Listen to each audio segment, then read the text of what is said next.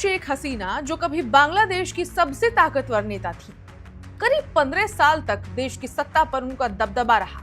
लेकिन फिर 5 अगस्त 2024 आया और कुछ ही घंटों में पूरा राजनीतिक समीकरण बदल गया। सत्ता गई, देश छूटा और शेख हसीना भारत आ गई। तब से वो भारत में है और बांग्लादेश की राजनीति से लगभग पूरी तरीके से दूरी बनाए हुए हैं। लेकिन अब करीब 2 साल बाद शेख हसीना एक बार फिर सार्वजनिक मंच पर अपनी आवाज बुलंद करने जा रही हैं और वो तारीख है 5 अगस्त 2026। दिलचस्प बात यह है कि जिस तारीख ने शेख हसीना की सत्ता का अंत किया था, उसी तारीख को अब उनकी राजनीतिक वापसी का संकेत दिखाई दे रहा है। रिपोर्ट्स के मुताबिक शेख हसीना 5 अगस्त को नई दिल्ली से एक वर्चुअल कार्यक्रम में शामिल होंगी।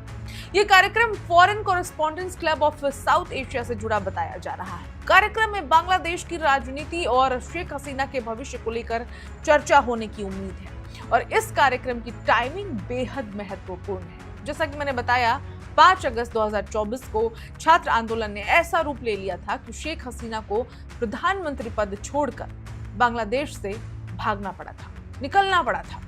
इसके बाद उनकी सरकार गिर गई और देश की राजनीति पूरी तरह बदल गई। लेकिन अब सवाल यह है कि 2 साल बाद शेख हसीना अचानक सामने क्यों आ रहे हैं? क्या ये सिर्फ एक राजनीतिक या फिर सार्वजनिक संबोधन है या फिर इसके पीछे कोई बड़ी राजनीतिक रणनीति है? नमस्कार, मेरा नाम है ऋचा पराशर और आप देख रहे हैं वन इंडिया।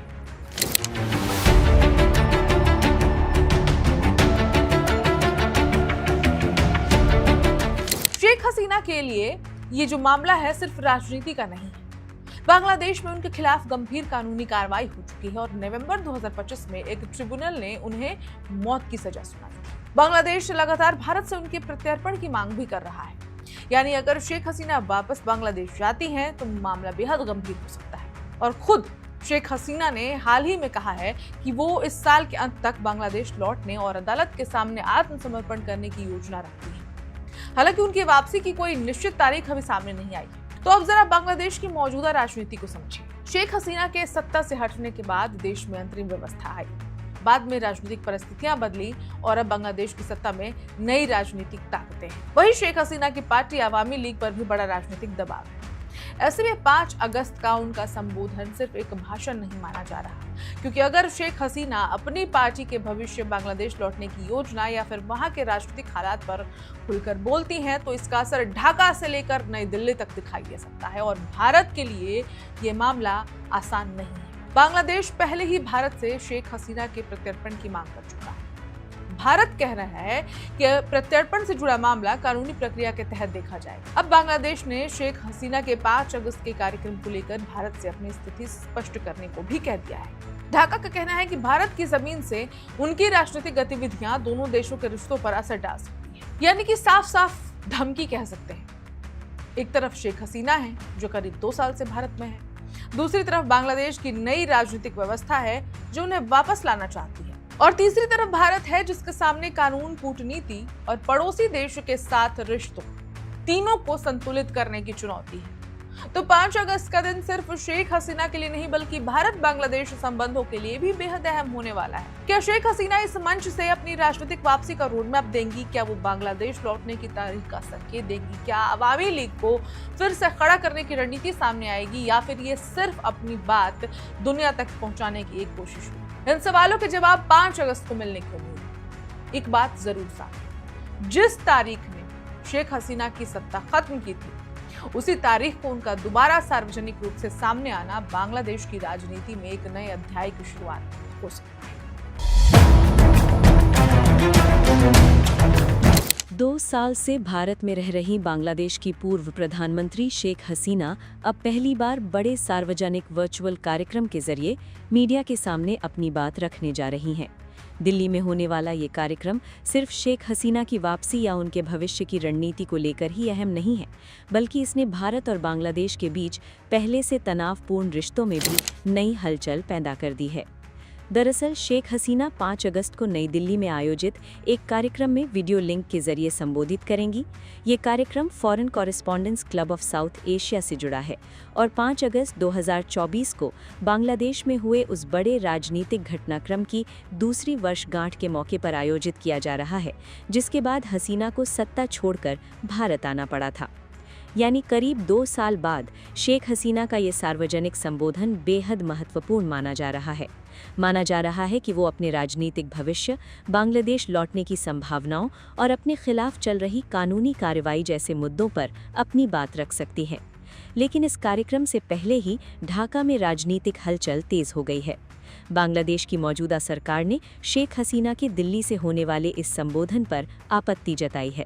ढाका लगातार भारत से शेख हसीना के प्रत्यर्पण की मांग करता रहा है। बांग्लादेश में हसीना के खिलाफ गंभीर आपराधिक मामले चल रहे हैं और वहां की अदालत से उन्हें मौत की सज़ा भी सुनाई जा चुकी है। बांग्लादेश के मुख्य अभियोजक ने भी कहा है कि अगर हसीना देश लौटती हैं तो उन्हें गिरफ्तार कर जेल भेजा जाएगा। ऐसे में बांग्लादेश की चिंता ये है कि भारत में रहते हुए हसीना को सार्वजनिक तौर पर राजनीतिक संदेश देने का मंच मिल रहा है।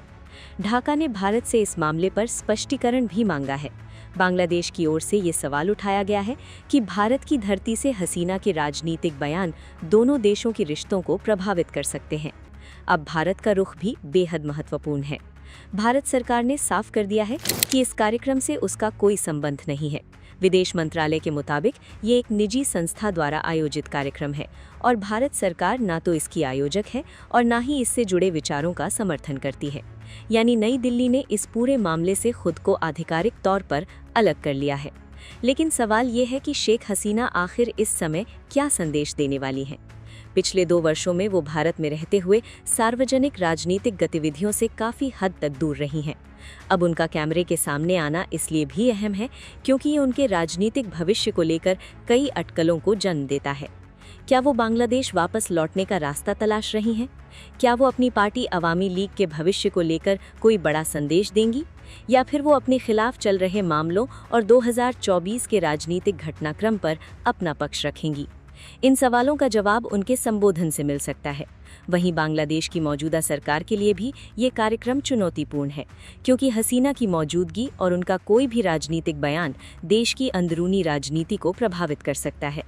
सबसे दिलचस्प बात यह है कि भारत एक तरफ अपने पड़ोसी देश के साथ रिश्ते संभालने की कोशिश कर रहा है और दूसरी तरफ शेख हसीना को लेकर ढाका की लगातार बढ़ती मांग का सामना कर रहा है।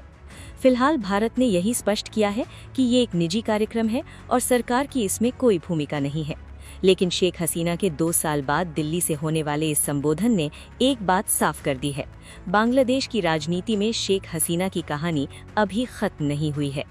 अब सबकी नज़रें उनके संबोधन पर होंगी कि वो क्या कहती हैं, किसे निशाने पर लेती हैं, और सबसे बड़ा सवाल, क्या दिसंबर तक बांग्लादेश लौटने की उनकी बात अब भी कायम है? Subscribe to One India and never miss an update. Download the One India app now.